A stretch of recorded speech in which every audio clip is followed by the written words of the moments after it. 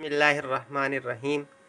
حضور اقدس صلی اللہ علیہ وآلہ وسلم کا ارشاد مبارک ہے کہ بنی اسرائیل کے اندر 3 شخص تھے۔ ایک جس کو برس کی بیماری تھی، دوسرا وہ شخص تھا جو گنجا تھا، تیسرا وہ تھا جو نابینا تھا۔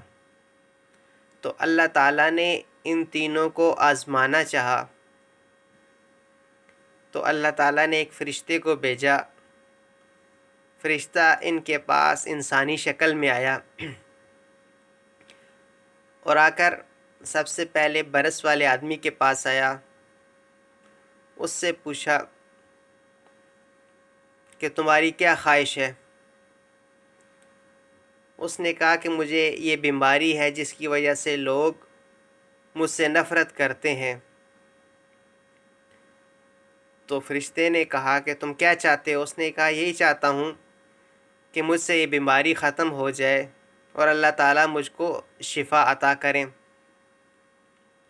تو فرشتے نے اس کے جسم پہ ہاتھ پھیرا تو اس سے برس کی بیماری جو تھی اس کو لگی ہوئی وہ ختم ہو گئی۔ پھر اس سے سوال کیا کہ تمہیں کون سا مال اچھا لگتا ہے؟ اس نے کہا کہ مجھے اونٹنی اچھی لگتی ہے، کیونکہ اس کی اب جلد بھی پیاری ہو گئی تھی اور بیماری بھی ختم ہو گئی تھی، یعنی اس کو اونٹ اچھے لگتے تھے۔ تو فرشتہ نے اس کو ایک گابن اونٹنی دے دی اور کہا کہ اللہ تعالیٰ، اور ساتھ دعا بھی دی کہ اللہ تعالیٰ تمہارے مال کے اندر برکت عطا کرے۔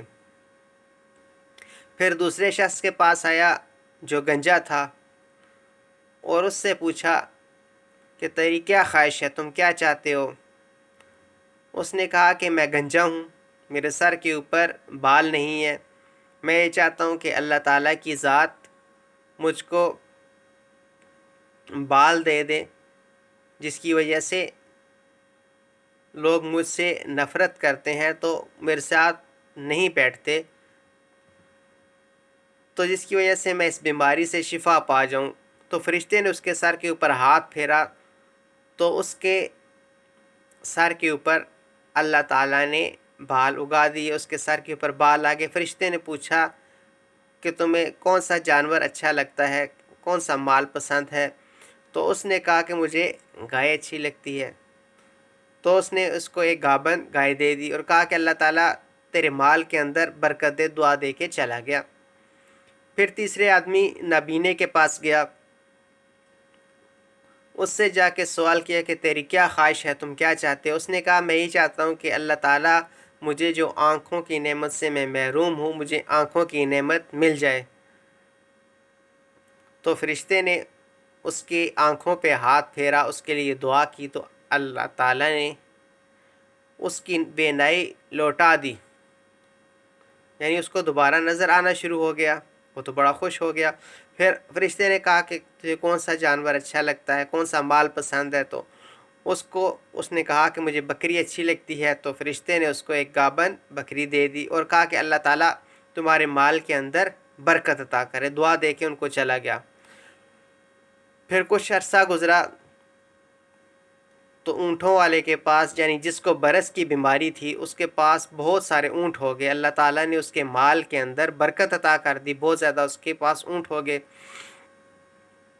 جو دوسرا آدمی تھا جس کو فرشتے نے گنجا تھا، جس کو فرشتے نے گائے دی تھی، تو اس کے اندر گائے کا بہت بڑا ریوڑ ہو گیا۔ تو اس کے بعد بکریوں والے کے پاس بہت زیادہ بکریاں ہو گئی، تینوں خوشحال ہو گئے، اپنے زندگی گزارنا شروع کر دی۔ تو اللہ تعالیٰ نے چاہا کہ اب ان کو دوبارہ آزمایا جائے، کیونکہ اللہ نے ان کو تمام کو اپنی نعمتیں دے دی۔ تو ہی فرشتہ انسانی شکل میں آیا اور آ کر اس کو کہنے لگا، برس کا جو مریض تھا اس کو آ کے کہنے لگا کہ میں مسافر آدمی ہوں، اللہ کے علاوہ اور تمہارے علاوہ میرا کوئی بھی مددگار نہیں ہے، تو لہٰذا اس طرح کرو کہ تم مجھے ایک اونٹ دے دو جس کی وجہ سے میں سفر کر کے چلا جاؤں۔ تو اس نے کہا کہ اس طرح نہیں ہو سکتا، میرے خود معاملات گھر کے ایسے ہیں کہ میں تمہاری مدد نہیں کر سکتا۔ تو فرشتے نے کہا کہ دیکھو تم برس کی، شاید میں تم کو پہچان رہا ہوں، تم شاید برس کے مریض تھے اور تمہارے پاس مال بھی کوئی نہیں تھا اور تمہارے پاس بیٹھنا بھی کوئی پسند نہیں کرتا تھا۔ تو اس نے کہا کہ ایسی تو کوئی بات نہیں ہے، ہم تو خاندانی طور کے اوپر مالدار ہیں، نسلاً در نسلاً ہم مالدار چلے آ رہے ہیں، تو ہمارے پاس تو پہلے کا مال ہے۔ تمہیں کس نے کہہ دیا کہ ہم مالدار نہیں ہیں؟ لیکن ہمارے کچھ حالات ٹھیک نہیں، جس کی وجہ سے میں تمہاری مدد نہیں کر سکتا۔ اس نے کہا کہ دیکھو اگر تم جھوٹ بول رہے ہو تو اللہ تعالیٰ کی ذات تم کو ایسے ہی کر دے جیسے تم پہلے تھے، یعنی جس طرح تم پہلے برس کے بیمار تھے اور تمہارے پاس کچھ بھی مال نہیں تھا، تو اللہ تعالیٰ کی ذات تم کو ویسے ہی کر دے اگر تم جھوٹ بول رہے ہو۔ تو لہٰذا اس نے کچھ بھی نہ دیا۔ پھر دوبارہ گنجے کے پاس آیا فرشتہ اور گنجے کو آ کے کہا کہ میں اللہ تعالیٰ کے آسرے کے اوپر اور تمہارے آسرے کے اوپر ہوں، تو یوں میں سفر میں تھا تو میرا راستہ معدوم ہو چکا ہے، تو لہٰذا میرے ساتھ مدد کرو، مجھے ایک گائے دے دو۔ تو اس نے کہا کہ میں تمہاری کوئی مدد نہیں کر سکتا، میرے حالات ذرا تھوڑے سے سخت ہیں۔ تو اس نے کہا کہ دیکھو تم گنجے ہوتے تھے، لوگ تم سے نفرت کرتے تھے اور تمہارے کوئی کاروبار نہیں تھا، ہو سکتا ہے میں تم کو پہچان رہا ہوں، شاید تم وہی شخص ہو۔